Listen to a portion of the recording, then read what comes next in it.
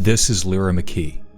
At the age of 29, she was an accomplished, respected investigative journalist who kept Northern Ireland at the center of her work. While she was too young to have experienced the worst of the Troubles, Lyra understood how the effects of violence lingered, often in the most unseen of ways. McKee would go on to write for BuzzFeed and The Atlantic, and in 2016 she was named to the Forbes 30 Under 30 list for young people working in European news media.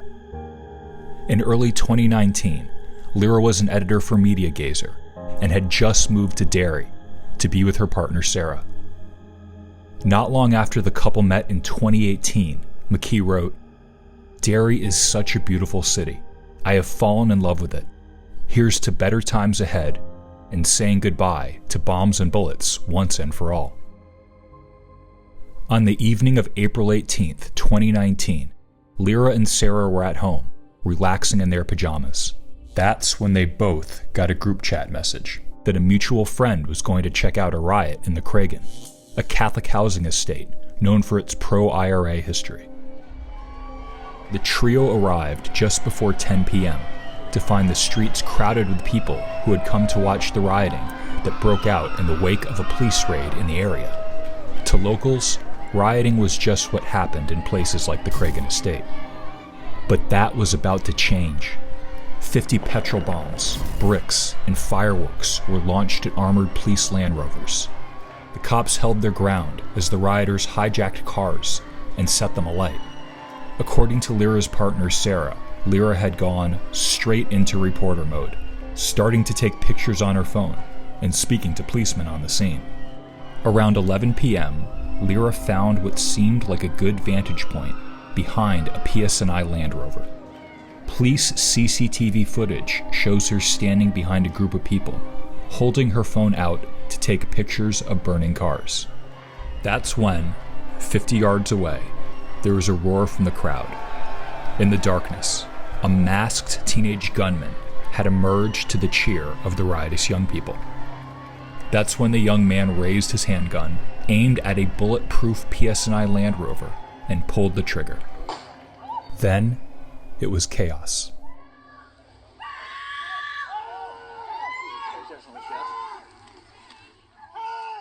Lyra McKee had been shot in the head. 4 days later, Lyra's murder was claimed by a group called the New IRA. Their statement read, "In the course of attacking the enemy, Lyra McKee was tragically killed while standing beside enemy forces. The IRA offer our full and sincere apologies to the partner, family, and friends of Lyra McKee for her death." Lyra's family and friends mourned. The world cried out. Action had to be taken. But while the tragic death was making international news headlines, the British intelligence machine was already fast in motion. During a security briefing between MI5 and British Prime Minister Theresa May about the new IRA, the PM reportedly instructed security services, in no uncertain terms, to take them out. And thus began the joint investigation between the PSNI, MI5, Police Scotland, the Irish Guards, and London's Metropolitan Police Service that would be known as Operation Arbacia. But Operation Arbacia was just the tip of an iceberg, a 20-year investment that was about to pay out in full. And its name was 54-year-old Dennis McFadden. Growing up in the Gorbals neighborhood of Glasgow, with family connections to Celtic Football Club, Dennis McFadden worked as a special constable with the Scottish Police before being recruited as an agent for MI5 and relocating to Belfast around 2002. At first, McFadden did the door at city centre nightclubs. That's how he got friendly with loyalist paramilitaries, to whom he claimed to be a former paratrooper. But when this was checked on by loyalists with British military connections, McFadden was unearthed as a liar and had to make new friends. That's why MI5 sent him to North Antrim, where he joined Sinn Féin, the mainstream Irish Republican political party, traditionally associated with the Provisional IRA. This time, McFadden told his Sinn Féin pals that he worked as a pilot for a major airline and often had to go out of town. But when a fellow Sinn Féin member who worked for the airline checked this out, there was no record of any pilot named Dennis McFadden. At this stage, in the mid-2000s, McFadden was a failure as a human intelligence source and had fallen out of favor with the mainstream Republican movement. So, he moved on to work at a bar on the Falls Road, frequented by other Republicans in opposition to Sinn Féin. It's there that he became friends with Tony Catney, the man who would change his life. Tony Catney was a revered and very serious Irish Republican. At the age of 16, Catney stole the gun off a Protestant teenager out duck hunting. When the young man ran for his life, Catney shot him dead in the back and would be jailed for life in 1974. But in Northern Ireland, life doesn't always mean life, and TC was released after just 16 years in 1990. The IRA's political wing, Sinn Féin, and its leader, Gerry Adams, would welcome Catney with open arms. And, in due time, he was appointed the party's director of elections, overseeing a record vote for Sinn Féin in the 2007 European elections. But, by 2007, Sinn Féin had become a very different party than the one Catney first joined. It had softened its Republican rhetoric, engaged with unionists, and made the controversial decision to join the Northern Ireland Policing Board. This was the last straw for Catney, who left the party later that year and renounced mainstream Irish republicanism altogether. Rumors began to swirl that Catney had become a senior member of the real IRA, who formed after the Provisional IRA's 1997 ceasefire, and were responsible for the Omagh bomb, which killed 31 innocent people in August of 1998. TC publicly would say that he had no interest in violence, but behind the closed doors of that bar on the Falls Road, where fellow Sinn Féin dropout Dennis McFadden worked, that was a far cry from the truth. It's a scene no one expected to wake up to again in Northern Ireland, the murder of soldiers and the targeting of civilians. In March 2009, the real IRA shot dead 2 British soldiers at the Mazarine Army Barracks in County Antrim during a fake pizza delivery. And just 2 days later, the Continuity IRA, who broke away from the Provisional IRA in 1986, shot dead a member of the PSNI responding to a break-in call in the town of Craigavon. The 3 murders marked a serious point of escalation in the dissident Republican campaign, with the death of Constable Stephen Carroll being the first murder of a police officer in Northern Ireland since the Good Friday Agreement of 1998. When the Continuity IRA officially claimed responsibility for Carroll's death, they said, as long as there is a British involvement in Ireland, these attacks would continue. Deputy First Minister and former Provisional IRA leader Martin McGuinness would famously call those responsible traitors to the island of Ireland. 17-year-old John Paul Wooten and 38-year-old Brendan McConville would be charged with Carroll's murder. At the heart of the Crown's case was Wooten's car driving off in the immediate aftermath of shots being fired, where, upon a search of the vehicle, McConville's jacket was found with gunshot residue. Both men were convicted in 2012, with McConville getting 25 years and Wooten 14. In regards to Wooten, the judge surmised that while he was a willing participant in the terrorist murder of a police officer, the precise nature of his role has not been established. Both men declared a miscarriage of justice and would become known as the Craigavon Two. And no one was more interested in their cause than Tony Catney, who by now had befriended Dennis McFadden, who Catney believed to be a Sinn Féin-hating dissident Republican sympathizer. McFadden worked with Catney to form Justice Watch Ireland, a human rights organization that was dedicated to winning McConville and Wooten's appeal.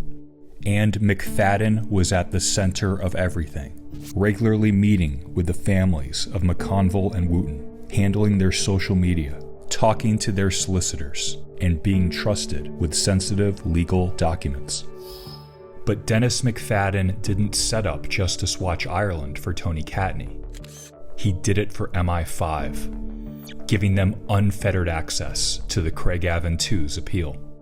Among the board of Justice Watch Ireland was McFadden, Catney, and none other than Jerry Conlon, who was wrongly convicted in 1974 of the IRA Guildford pub bombings, and went on to serve 15 years in prison. Conlon was passionate about campaigns for human rights.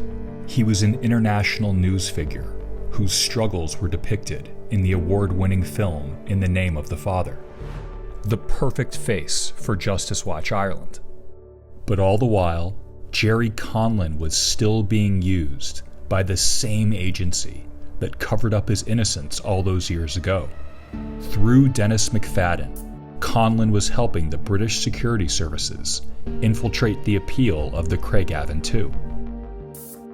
While the appeal was ongoing, Dennis McFadden had also infiltrated the real IRA through Tony Catney. He was side by side with Catney in 2012, as TC merged the real IRA with Derry's Republican Action Against Drugs, and a group of independent dissidents who murdered Constable Ronan Kerr the year before. Within weeks, this new supergroup shot dead prison officer David Black on his way to work. A 46-year-old man has been arrested over the murder of Northern Ireland prison officer David Black, who was shot in a hail of bullets last Thursday as he drove to work on the M1 en route to Marbury prison where he worked. And such was the world's introduction to the new IRA.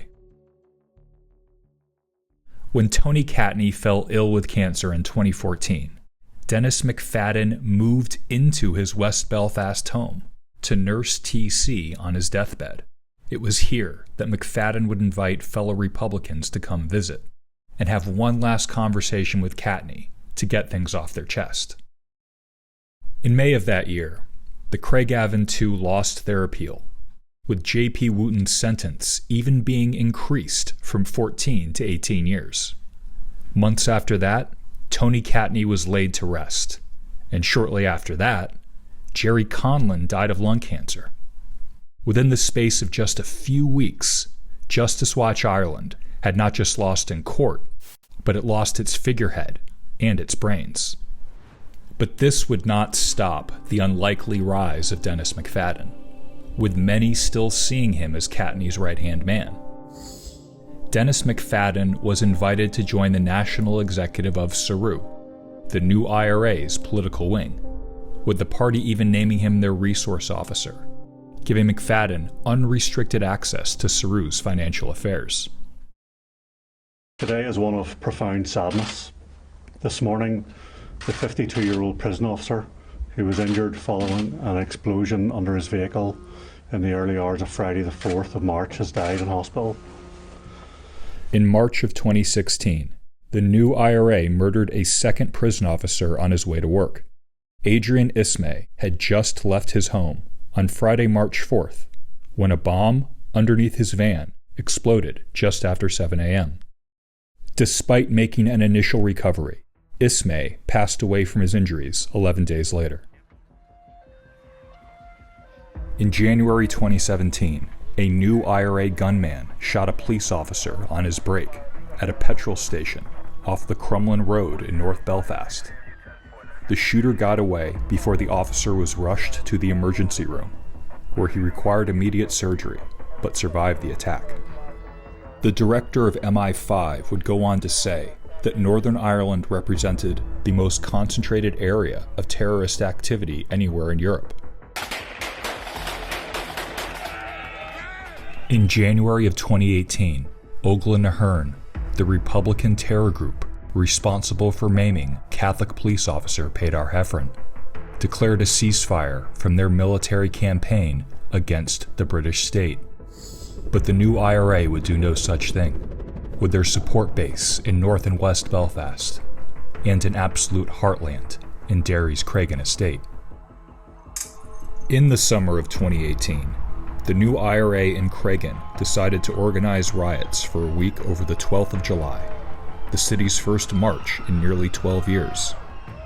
Between July 8th and July 13th, 10 gunshots and 2 hand grenades were fired and launched at the PSNI. And, on the evening of the 12th itself, rioters threw 75 petrol bombs at the police, with children young as 8 found in the crowd. While many were injured, thankfully no lives were lost. While the new IRA was busy wooing recruits of a younger age, Celtic mad Dennis McFadden was wooing the new IRA leadership with tickets to Glasgow Celtic football games in Scotland, and political conferences in places like Belgium and Beirut.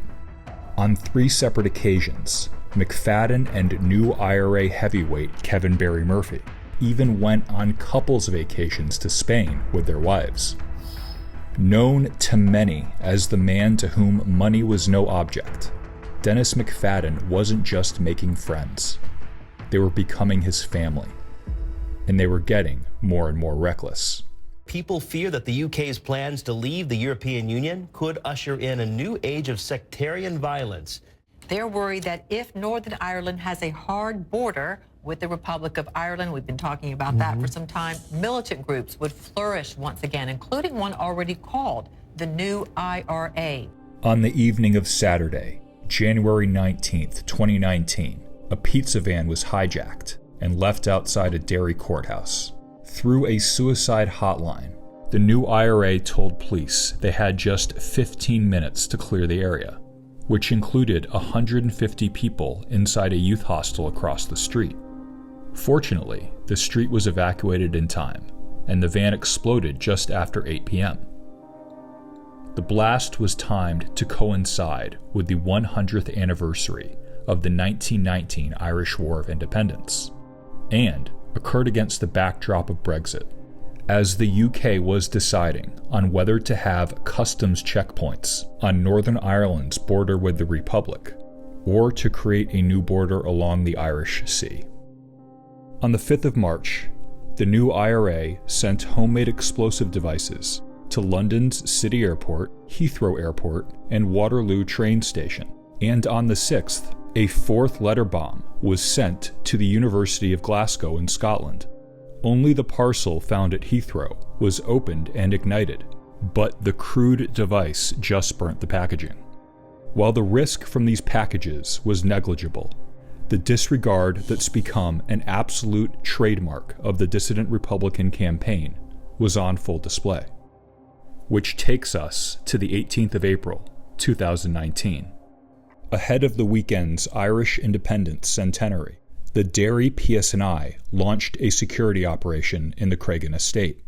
Officers raided homes just after 9 p.m. to search for weapons and explosives they believed the new IRA were planning to use over the weekend.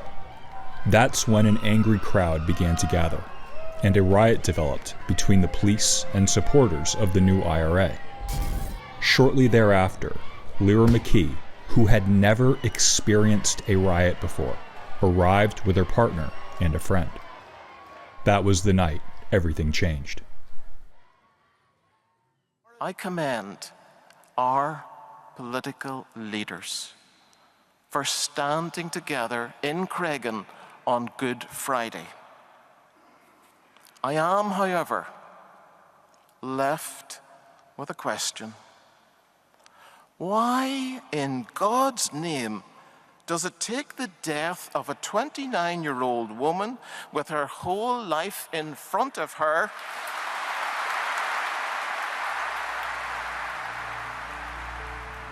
Lyra's passing happened just 1 week after the 21st anniversary of the Good Friday Agreement.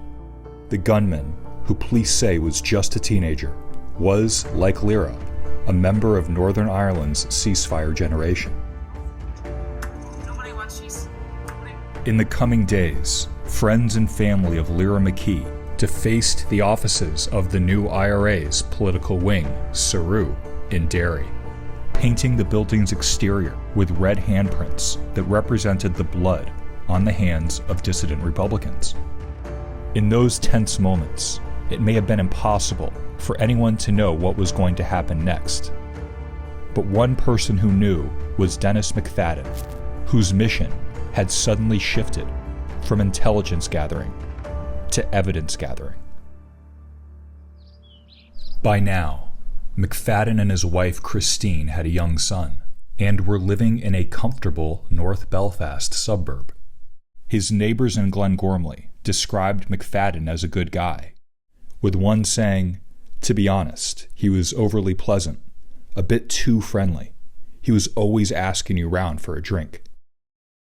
When the bars shut down in the beginning of 2020, plenty of McFadden's new IRA buddies accepted that very invite. Guinness, wine, and booze flowed until the early hours of the morning. McFadden knew how to get people talking. His in-home bar became a gathering place for dissident Republicans, while they were unknowingly being recorded by MI5. And when the night was through, McFadden would tell his visitors that he would do all the cleaning up and wish them a good night. But once they were gone, McFadden collected their glasses and coffee cups, packaging them for DNA analysis. There would be no way anyone could say they weren't in that house. In February and July of 2020, McFadden bugged 2 rental properties that he hired off Airbnb for new IRA meetings. At these meetings was the entire Army Council of the group. According to information revealed in the High Court, the Army Council complained about being unable to access £9 million fundraised in America and Russia. Another person talked about trying to obtain Semtex, rocket launchers, and rifles from rebels in Colombia, then moved on to forging alliances with the Popular Front for the Liberation of Palestine.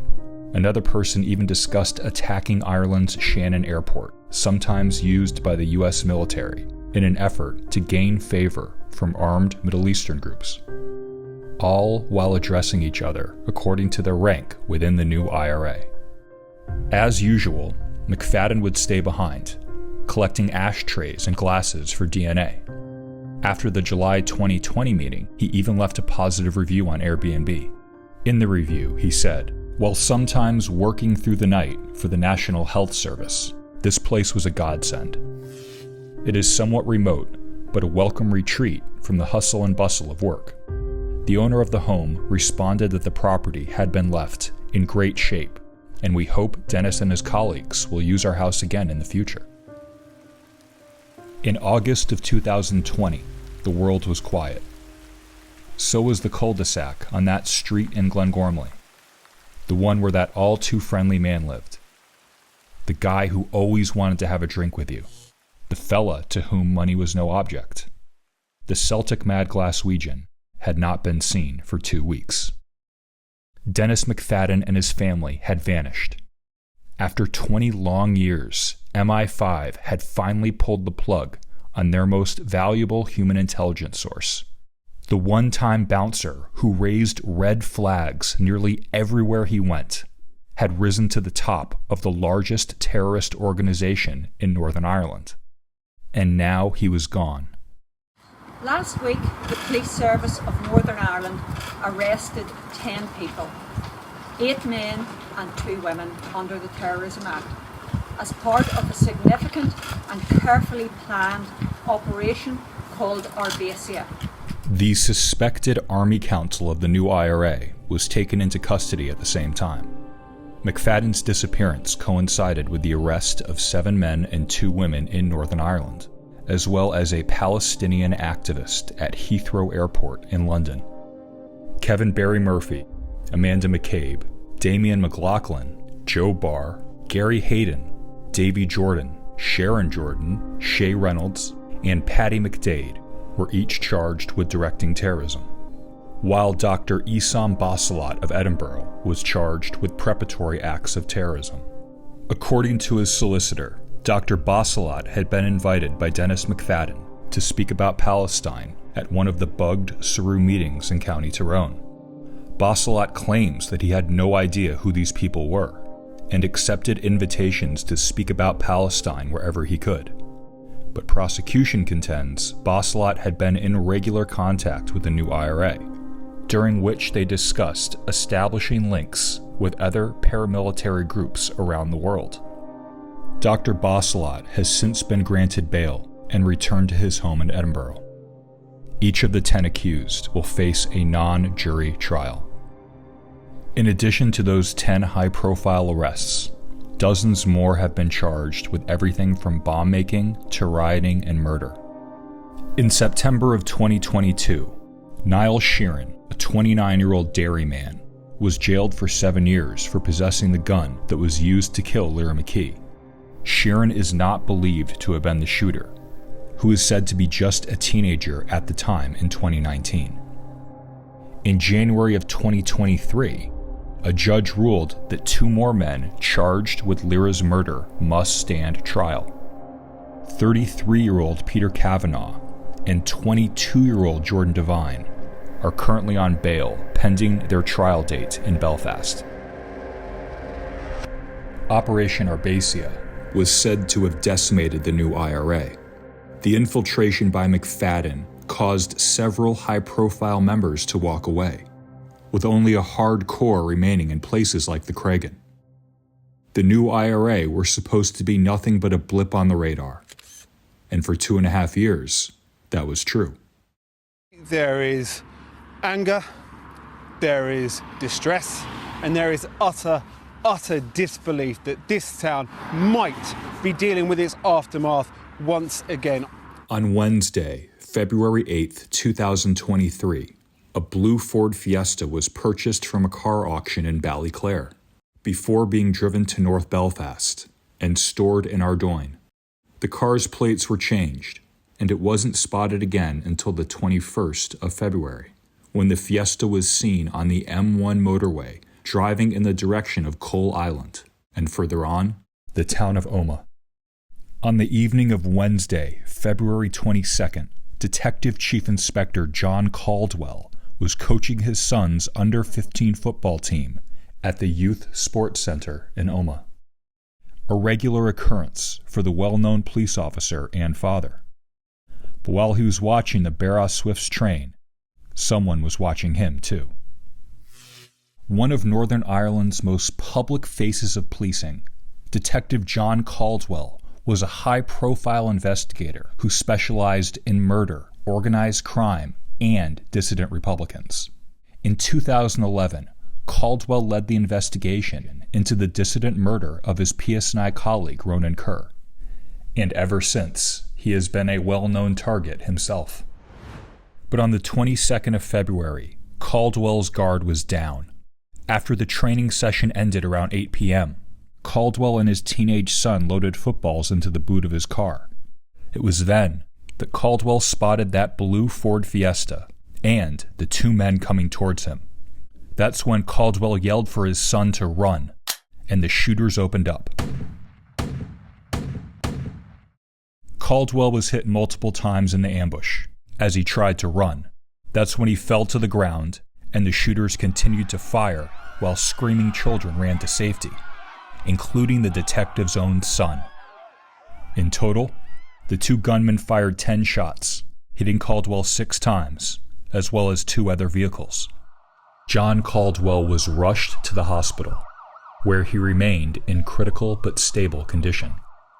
Days later, in a typed statement placed on a shop wall in the Craigavon estate, the new IRA would claim responsibility.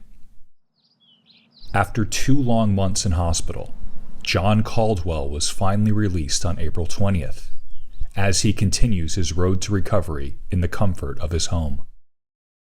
After months of searching through hours of CCTV footage, investigators arrested 11 people in County Tyrone on the morning of Friday, May 26th. 4 of the suspects were released, but on the morning of Monday the 29th, 7 men were formally charged with the attempted murder of John Caldwell. Each of the 7 were denied bail. Prosecutors contend the new IRA worked with organized criminals, some of whom are Protestant, in coordinating an attack believed to be more personal than political. Detective Caldwell was involved in a number of criminal investigations related to the suspects. This has been described as the golden thread in the case. As a trial date for those charged under Operation Arbacia looms, There are many Republicans who blame the leadership for their own predicament. There was red flag after red flag after red flag with Dennis McFadden. And there's also another suspicion amongst Republicans. The new IRA was the first of its kind, uniting 3 different dissident groups under the same umbrella, which made them much easier to watch, manipulate, and control. So, one can't help but wonder, if Justice Watch Ireland was devised by MI5 through Dennis McFadden, might the new IRA have been too?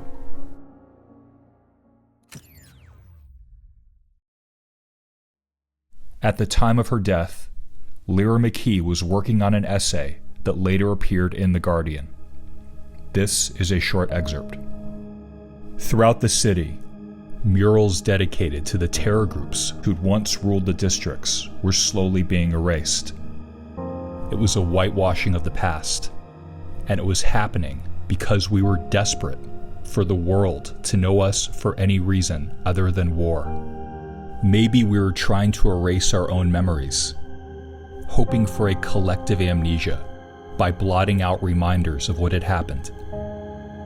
But all you had to do was scratch the paint, and you'd find the city's past, like a ghost that refused to depart for the other world.